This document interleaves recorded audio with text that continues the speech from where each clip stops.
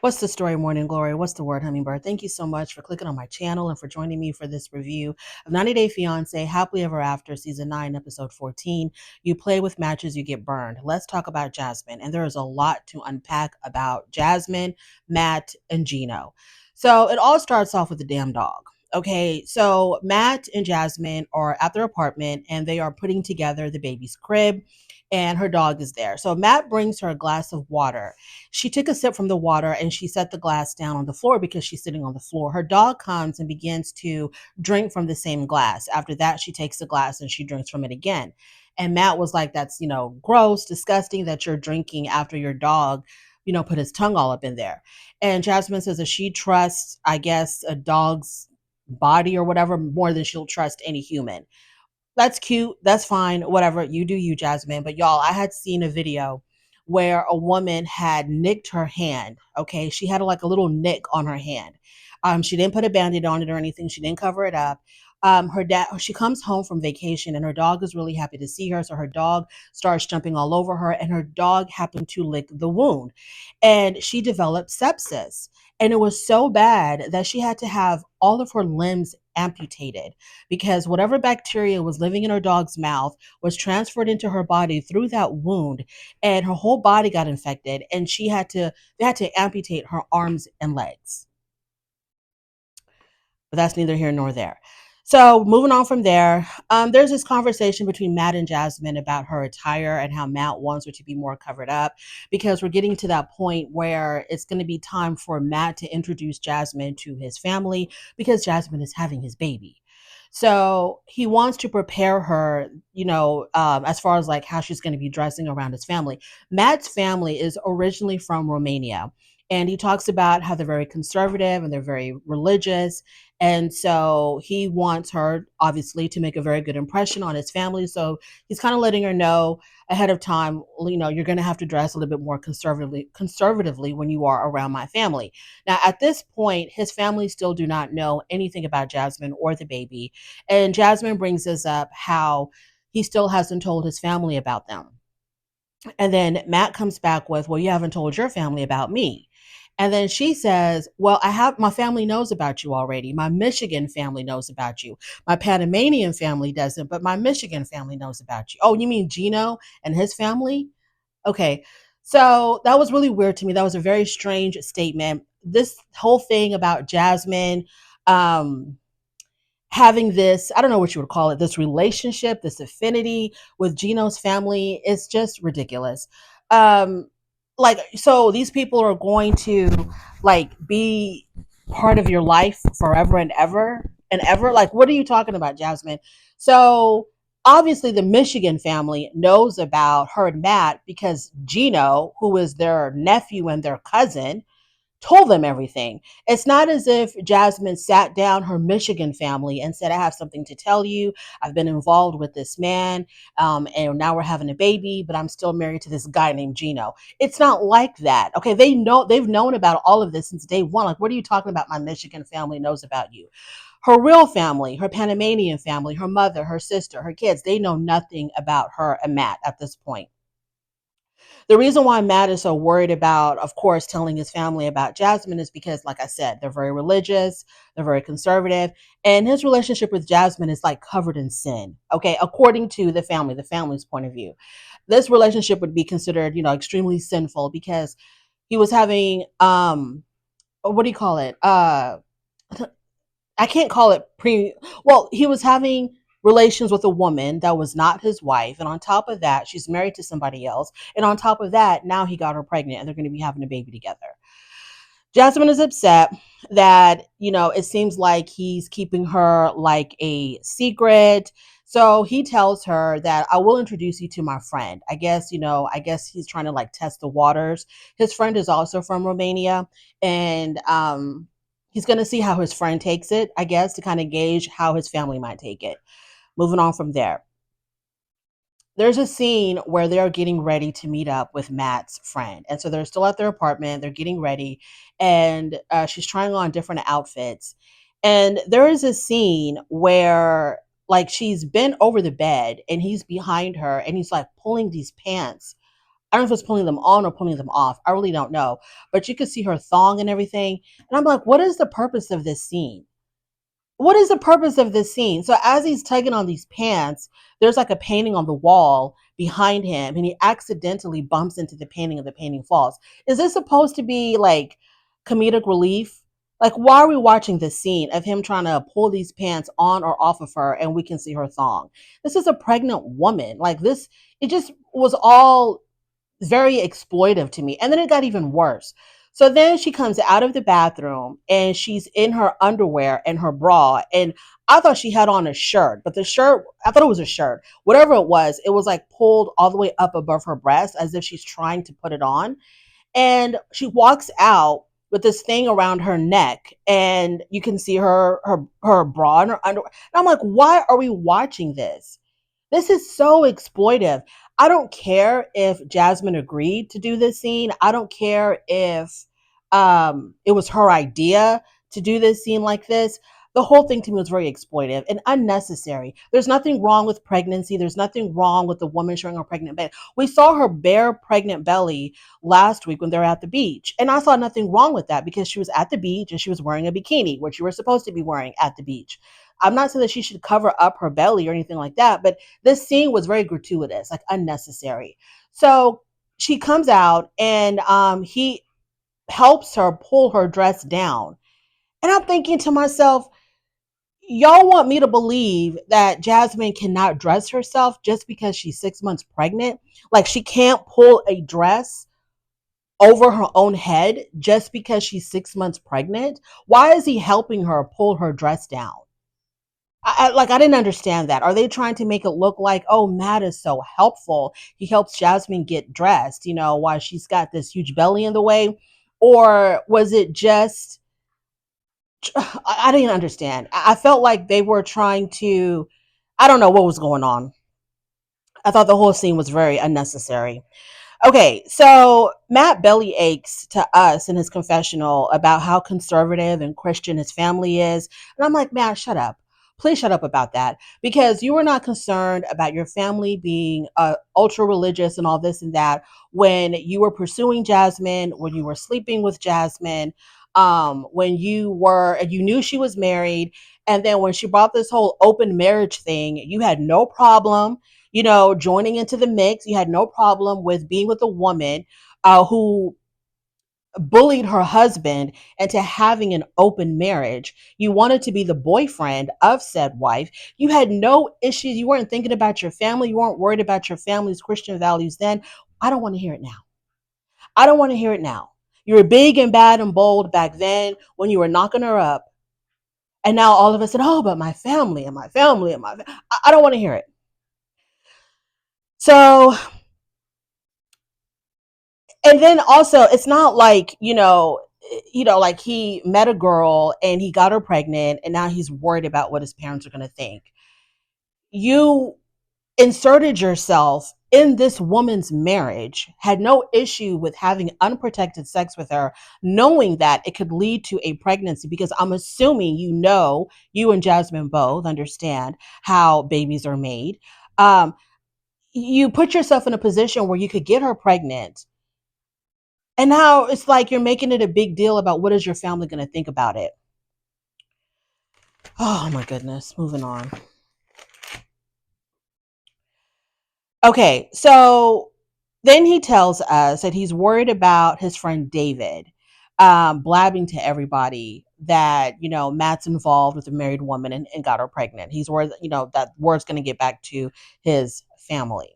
So why are we here? Why are we bringing David into the mix? If you're worried about David blabbing everything, why are we even doing this? Finally, we meet David.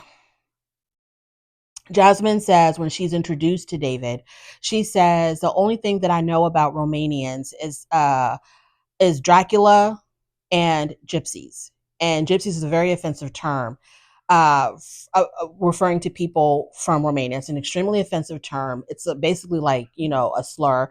I do apologize for saying it, but this is within the context of me explaining what was said on this stupid show. So she says that's all she knows about Romanians. And Matt in his confessional was like, I can't believe she said that. Like, how could she say that? But then I don't know. I don't know if he should be blaming her because she's not from the United States. She's not from Europe. She's from Panama. I don't know if she knew that that term was offensive to Romanians. Um, Maybe he should have schooled her or taught her something or other before meeting his friend. I don't really know if it was proper for him to like blame her or to criticize her for saying that because I don't think Jasmine knew any better. But I don't know. Maybe she should have known. I don't know. I feel like most of us know that that is an offensive term for Romanians. But then again, there's a Romanian population here in the United States. Is there a Romanian population in Panama? I don't know. Oh my goodness. Let's move on. So Jasmine is surprised that Matt never told David how they met because David asked, so how did you guys meet? And Jasmine was like, oh my God, he never told you. He didn't tell you. So to cut it short, Matt says that they met at the gym. Jasmine asks David if Matt was a whore because Jasmine says, because they give her the background of their friendship and they were roommates for 3 years. So then Jasmine asks David, well, since you've known him for so long, give me the details of the kind of person that he is. Was he sleeping around? Is he a man whore? Like, what's going on?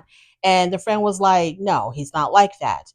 And then Jasmine says, well, is he married? Does he have children? Is he hiding a wife? Blah, blah, blah. And David was like, no. And then Matt said, do you think I would hide that from you if that was the case? Like, I wouldn't tell you if I had a wife and kids. And Jasmine's like, well, you never know with people nowadays. Because she says, for example, me myself, I'm still married. And Matt was like, okay, you're giving way too much information. So she talks about how she's still legally married to somebody else. And Jasmine says to the friend, she says, I just want to be open and honest and put everything out there. And I'm thinking to myself at this point, but nobody asked, Jasmine. Why do you feel the need to overshare? Why do you feel the need to bring up information that nobody is asking for? Like, why? It would have been one thing if he asked her, but he didn't ask. The friend didn't ask. And maybe the friend doesn't want to be all up in their business like that. Maybe he doesn't want to know. So she talks about how she's still married to somebody else. And Matt tells her, you're oversharing. You don't have to give your whole entire life story when you meet somebody for the very first time. Jasmine takes it as in Matt is ashamed of her when he said that, when he was like, you're giving too much information that's not necessary.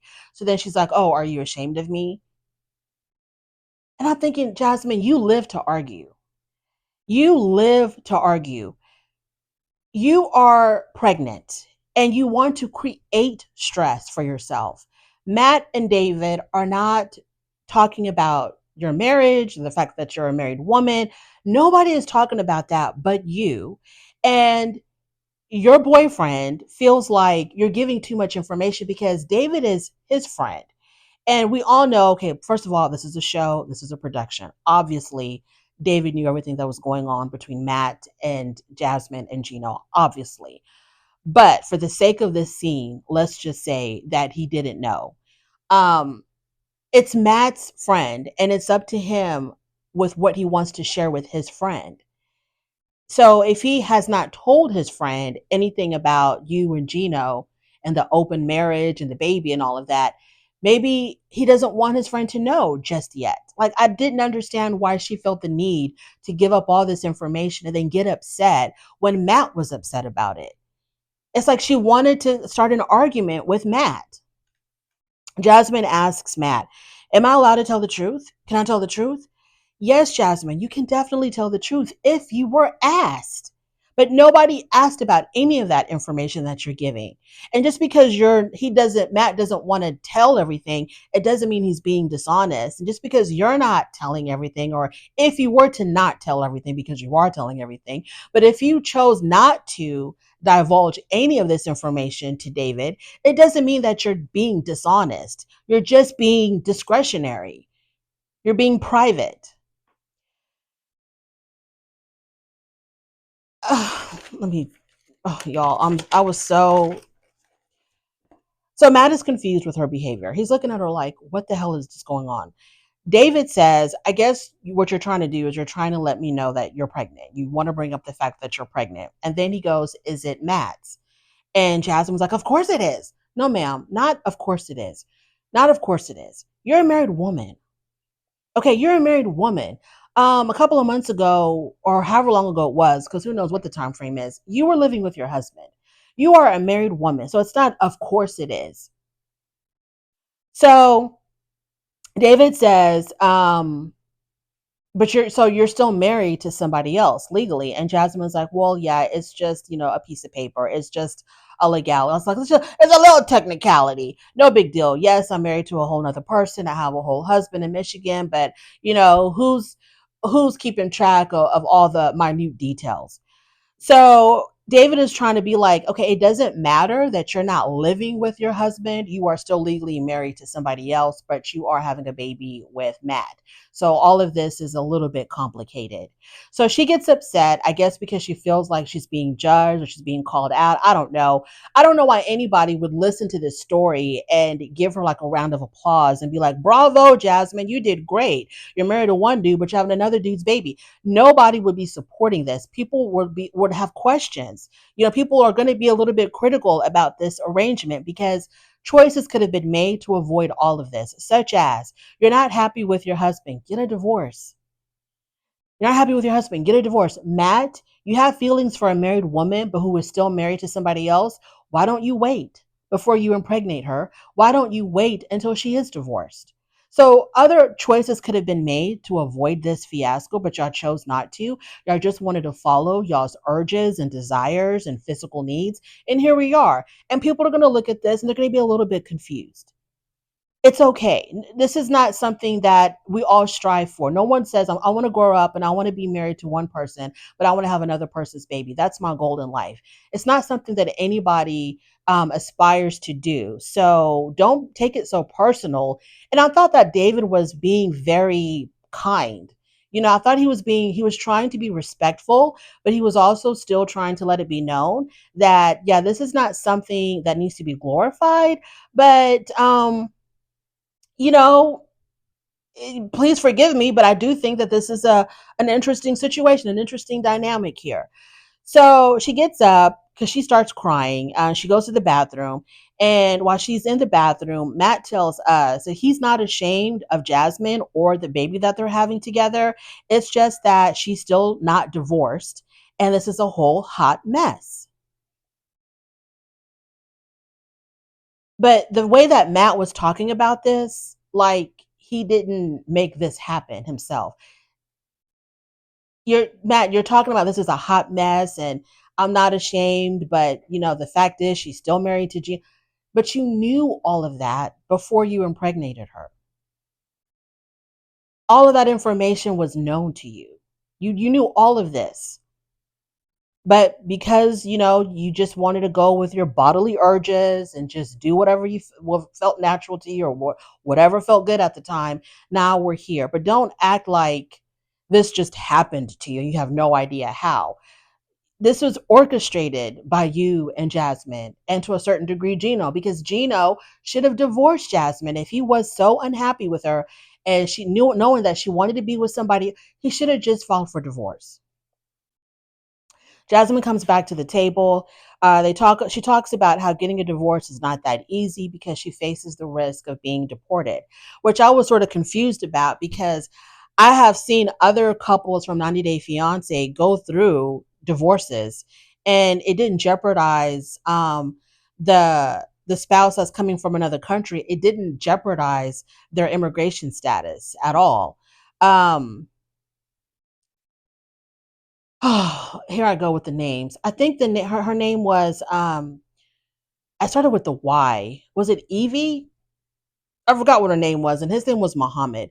And after they were done filming, they got into a domestic situation, and I think they ended up filing for divorce or something. And it was during that particular situation where I had learned or I had heard that if the foreigner and the American get a divorce, the American is still responsible for the foreign spouse for up to 10 years, even after their divorce. Well, I didn't learn it then. I think this has always been said throughout the whole entire 90-day thing. That they're still respond because that was one of the reasons why, the American, like if the American was having a problem with their spouse who came from another country, if they're having like marital problems, the American would always say, "Oh, and I'm still responsible for them for the next 10 years." I think maybe even Gino has said that about Jasmine. It's been said throughout the show from a number of people. No one ever talks about if you get a divorce, you're going to be deported. I don't think she faces the risk of deportation if her and Gino were to get a divorce. I highly, highly doubt that.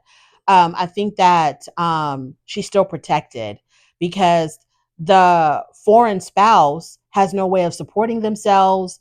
They came into the country legally, so maybe under the regime that we're under now, maybe that's the reason why she fears being deported because of who the president is. Maybe that's what's going on. So that's a legit concern for her. Maybe that's what she's worried about. But if it was under different circumstances, divorce doesn't mean deportation. I don't think so, but I don't know. She feels like she's all alone in this situation, which was a dig at Matt. Um, Once again, she's throwing Matt under the bus.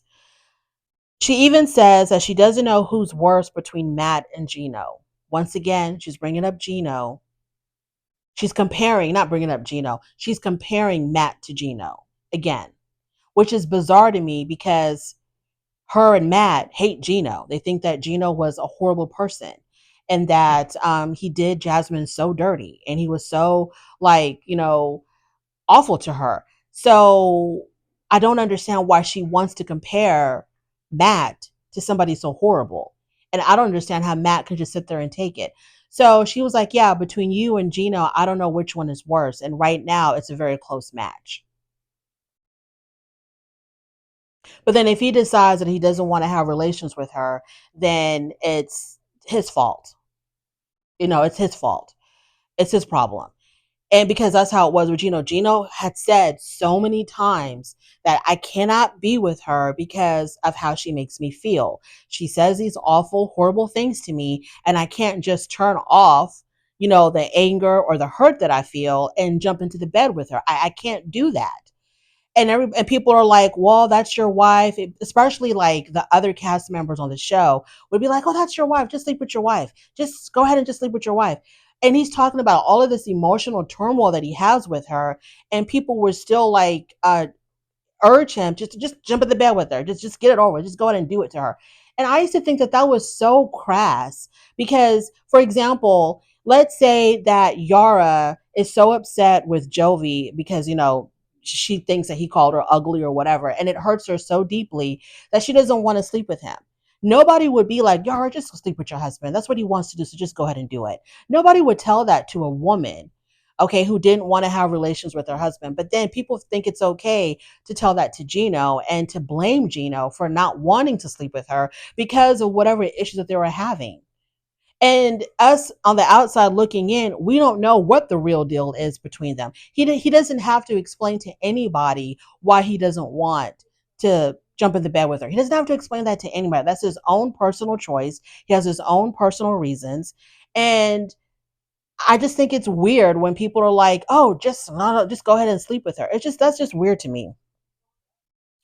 So she compares Matt to Gino and says that it's a very close match on how horrible they are. Matt jokes around and calls her his roommate, and I was like, that's immature, Matt.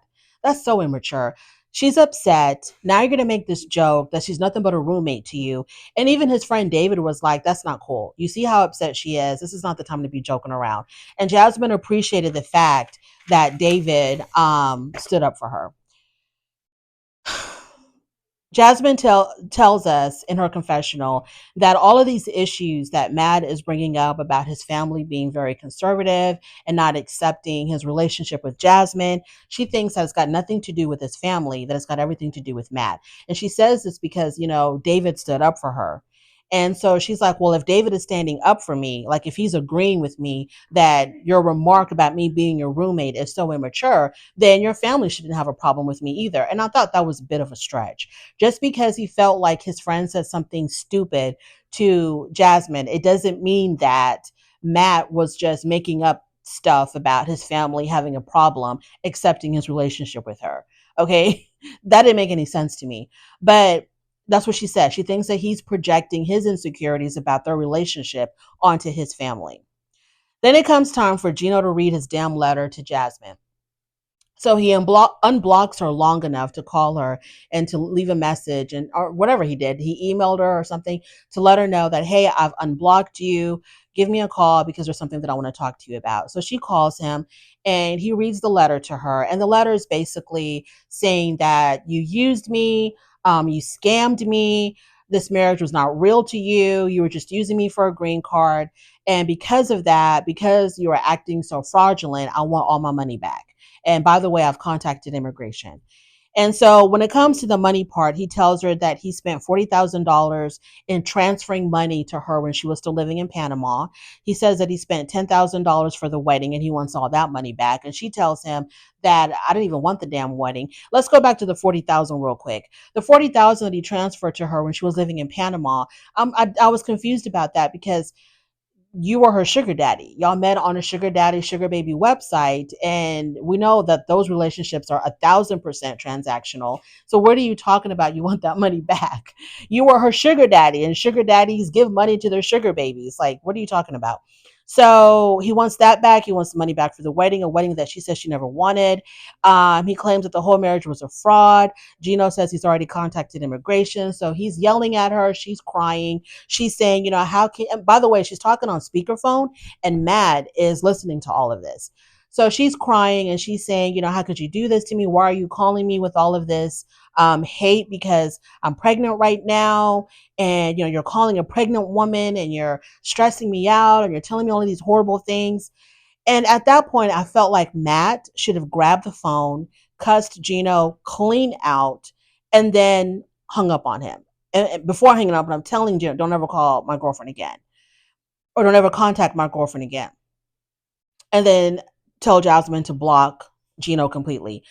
At this point, Gino is acting extremely immature, wanting all this money back when this was you investing in your wife, investing in your future with your wife. Come on, Gino. What needs to be done, Jasmine and Gino, they should not talk to each other anymore. Not at all. They should only speak through their attorneys and get this divorce rolling. I had read, I think it was on Screen Rant, that they're in the middle of their divorce now and that Gino was refusing to give Jasmine any of the money that he's earned from 90 Day Fiance because they had an agreement that he would give her half. And so he stopped, just like with Angela and Michael, he stopped giving her the money and he's using that as a bargaining tool, I guess. So that she can, I don't know what's going on, but he's not giving her the money anymore. And she wants what she believes is fairly hers, which is half of the money that the show pays Gino, because the show cannot pay the spouse that is a foreigner. They can only pay the American. Anyways, so the divorce seems to be very, very ugly. Gino right now is super petty, and he should look at the bigger picture. You dodged a bullet. Just get this woman out of your life. Just get her out of your, just get the divorce and go your separate ways. Stop being petty. Stop trying to be vengeful and you're trying to get back at her because it's not going to work. Just get the divorce. Let the court decide who should get what and go your separate ways. I don't know what else to say. I don't know what else to say because Jasmine has a lot on her plate anyway with I don't know what's going on between her and Matt. I don't know if the way she talks to Matt, I don't know if this is part of the show, this is scripted. And if it is, why do you want to look like this on camera?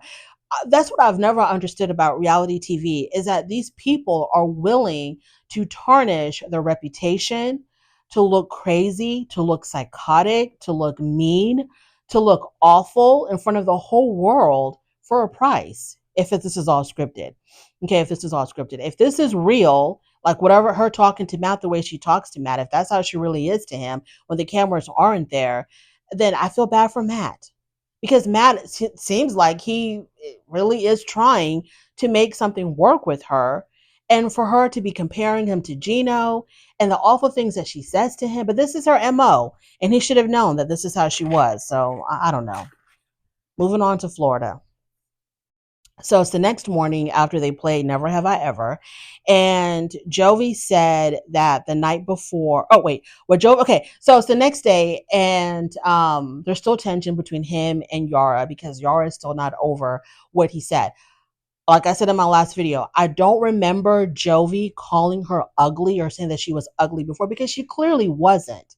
The pictures that they showed of Yara before she got work done, she looks like a normal person. And I understand with her body dysmorphia, she probably saw some things in her that weren't really there. And she talked about how she was bullied, but she doesn't say exactly how she was bullied because the things that she was able to, I don't know exactly what work she's had done. Obviously she's had breast implants. So was she bullied for that? Her family bullied her for being flat chested. She's done something with her face. I'm pretty sure she's fixed her nose as well. Was she bullied for her nose? She doesn't say exactly what she was bullied for. If she has, I don't remember. But whatever. She was bullied. She felt some kind of way about how she used to look. Um, She's very sensitive about it, but she wasn't ugly. And I don't remember Jovi saying that she was ugly. I do remember saying that when it came to all four of them, when they were playing Never Have I Ever, he talked about how Yara's transformation was when he said that it was the worst.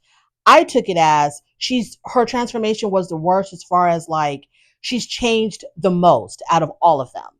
That's how I took it. When he was like, "Oh, Yara's," whatever the term that they used, of how they used to look compared to what they look now, that difference. He talked about how Yara's was the worst. I don't remember him saying she was so ugly because she wasn't ugly at all.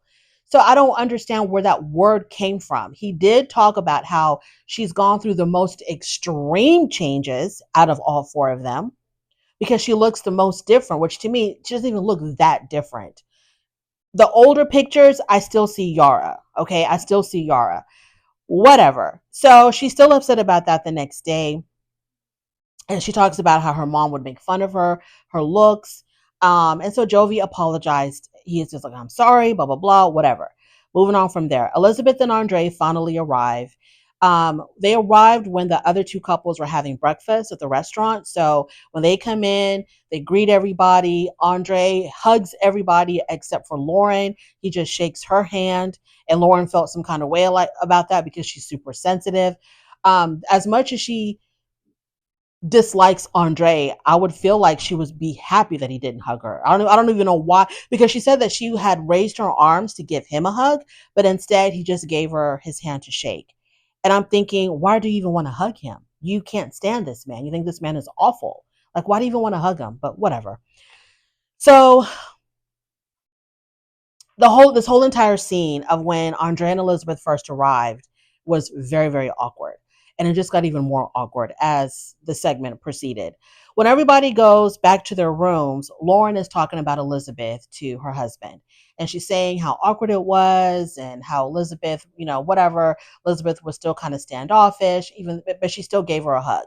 Because they did hug. I forgot to mention that. Elizabeth and Lauren, they did hug each other when Elizabeth arrived. So she's talking about Elizabeth ad nauseum, and then they show us the footage of Elizabeth and Andre in their room, and they're not even talking about Lauren. They're not even talking about her.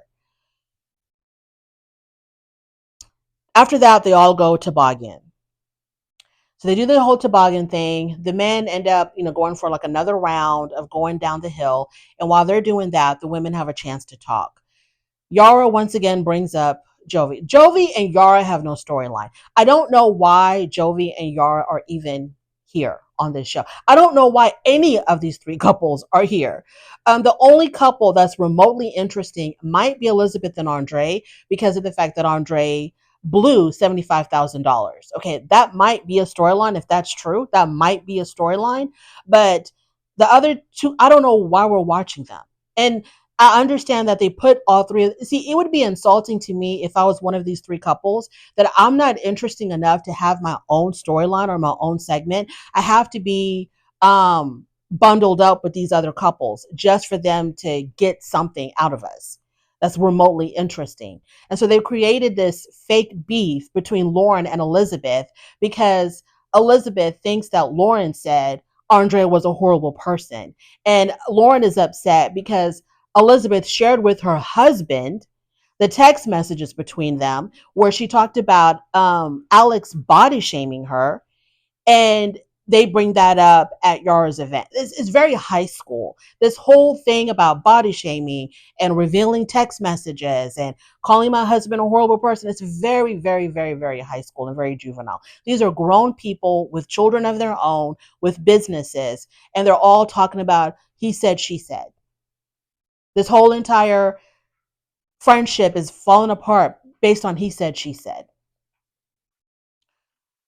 Oh my goodness. Okay, so when the guys are toboggan and the girls are left by themselves, what's her name? Yara once again brings up how her husband Jovi said that she would looked horrible before or whatever that. I'm like, oh my god, Yara, please let that go. This man adores you. Okay, do you see what he looks like? And he has a wife like you. He thinks he gets down on his knees every damn day and thanks the Lord above that God blessed him with a wife like you. Okay? As much as he loves strippers, he has a wife that looks better than any stripper that he could have stuck a dollar bill into her G string. Okay? You look 1,000 times better than any stripper that he has seen in any hole in the wall strip joint in New Orleans. This man adores you. And yet, here we are. The man didn't even call her ugly. And he probably should not have said, "Oh, have y'all should see what Yara used to look like. It's the worst." Which I don't think he was referring to her looks. I really do think that he was referring to how extreme her transformation was, which once again, I don't think is that extreme. Okay, we're still on this. So she brings it up because she has to bring Elizabeth up to date with what's been going on. So she's telling Elizabeth, we're playing Never Have I Ever. We're talking about how much we've changed since we were younger. And Jovi had said that I looked ugly. I used to look ugly or something like that. I don't know what she said. And of course, Elizabeth sympathizes with Yara and it's like, oh, it was really wrong for him to say that. Da, da, da, da. Oh, it's so exhausting that Yara, who wants to act like a real boss, right? She thinks that she is just this but she did say that when it comes to her look, she's super, super sensitive. But what her husband said wasn't that bad. I don't know why it's bothering her so much. I guess just the fact that he brought up the fact that she's had work done, period. That's what makes it so sensitive. But girl, everybody knows that you've had work done. You talk about having work done.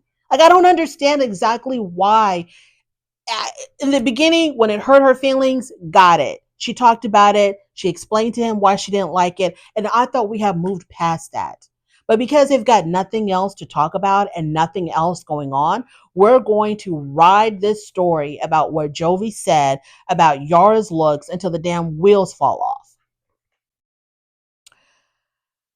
Then Elizabeth makes some type of remark about, not Elizabeth, excuse me, Yara makes a remark about, the tension between Elizabeth and Lauren acknowledges, yeah, I do feel the tension. This is a very stressful situation for me.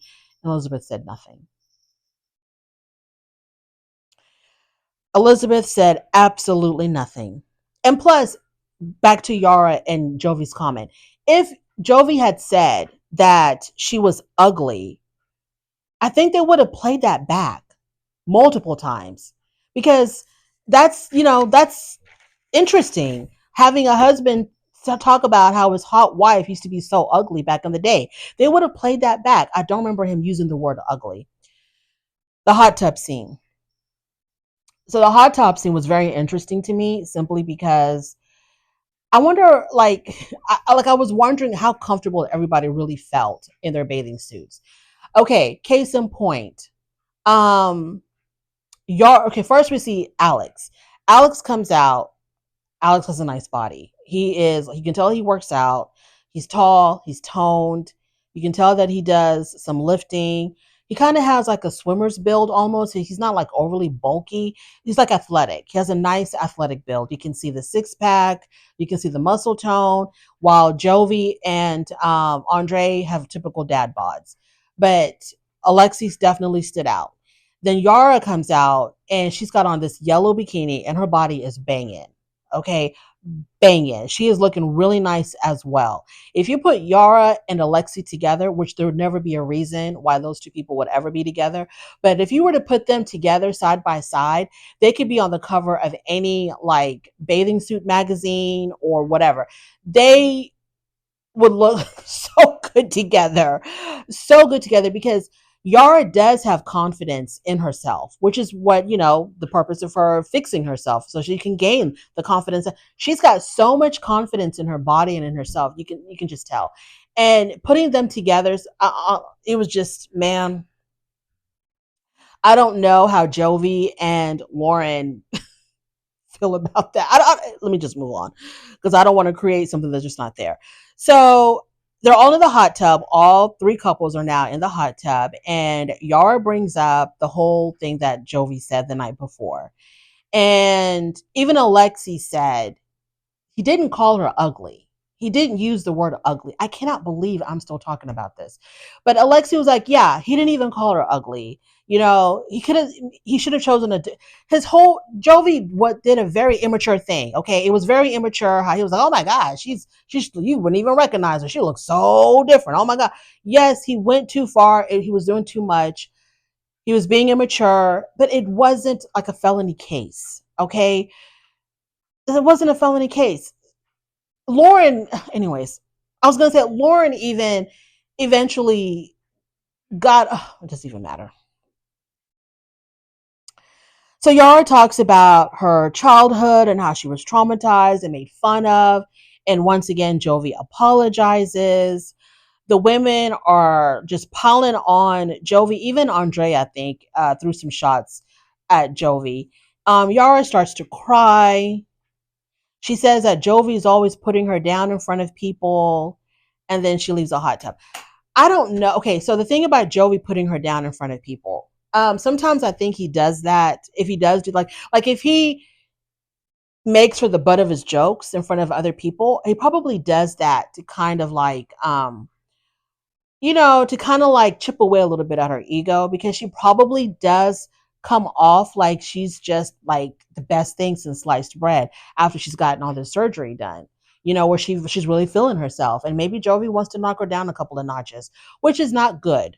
As her husband, he should always be admiring her, adoring her, lifting her up, but maybe he gets tired of it because she is a little bit arrogant when it comes to her look, just a tad bit arrogant. She thinks that she is all that, and maybe he wants to knock her down a little bit, and he wants to act like, don't think just because you look like that I'm your little lap dog, and um you can just like treat me any kind of way and I'm just going to take it because you look like that. I don't know, but Yara talks about how, well, I don't talk about your looks. I don't bring up your looks. And then I'm beginning to really wonder, are you even attracted to him, Yara? Are you even attracted to this man? The way you be talking about how I don't even talk about your looks, I don't bring up. I can't believe I've talked about these people for this long. Let's move on to Darcy and Georgie. They're back from Bulgaria. Darcy and Georgie are barely speaking to each other because that whole apartment thing. When Darcy found out that Georgie wanted to get his own apartment in Bulgaria, that he wants to travel to Bulgaria alone and stay at this apartment without her. I thought the whole apartment thing was whenever they travel together to Bulgaria, they would have a place to stay. But evidently, he doesn't want to travel with her. He just wants to travel by himself, and he's going to stay at this apartment. Darcy is with her sister Stacy. They're doing some kind of yoga class, and Darcy tells Stacy that Georgie wants half the money back from the trip that they took to Bulgaria. So I guess he paid for the trip, and he wants her to pay for half. He wants her to reimburse him half. Stacy calls that being very greedy. Darcy says that normally she pays for everything. So how dare he ask for half the money back from the trip? Because she's the one that will pay for rent, bills, traveling, going out to eat. She pays for all of that. And then I was like, is that the reason why Georgie is even with her? Is it because of that? Because she's taking care of him? So when he asked for half the money back from the trip, she asked for half the rent. And the funny thing is, when she texted him that, see, they live together, they're husband and wife, but this is what they're communicating through text. So she includes her dad in the chat when she asks him for half of the rent. And because her dad was included in that text message, Georgie agreed to pay for half the rent. Otherwise, he probably wouldn't have, according to Darcy. So she uses her dad when she wants Georgie to do something. Stacy calls Georgie greedy, and then she starts complaining about how Georgie treats Stacy. Whenever Stacy is very critical of Georgie, I'm like, aren't you being a little bit like hypocritical yourself, Stacy? Because I don't think your relationship with Florian is any better from what I saw on the last resort. Your relationship with Florian is not that much better than what Darcy has going on with Georgie. Darcy says that she can't live like this, and you don't have to. Like, why? You're 50 years old, Darcy. Why are you living with a man that you have to pay for everything? Like, I don't understand this. You get all this work done. I'm assuming, okay, to feel better about yourself, but you also want to attract, a certain kind of guy. Why can't you get with a man that is willing to take care of you? Like, why are you taking care of him? Anyways, they go out to dinner with their friends. There's still tension between Georgie and what's her name, Darcy, like thick tension between them. And Darcy has an extremely low cut, revealing dress, and I guess one of her breasts was almost exposed. And so Georgie tells her to cover up. And her friend, who was joining them at dinner, her friend goes, "Oh, we live in Miami, so it's okay." And Florian says, but Georgie is a very traditional man. How traditional can he be if his wife is taking care of him?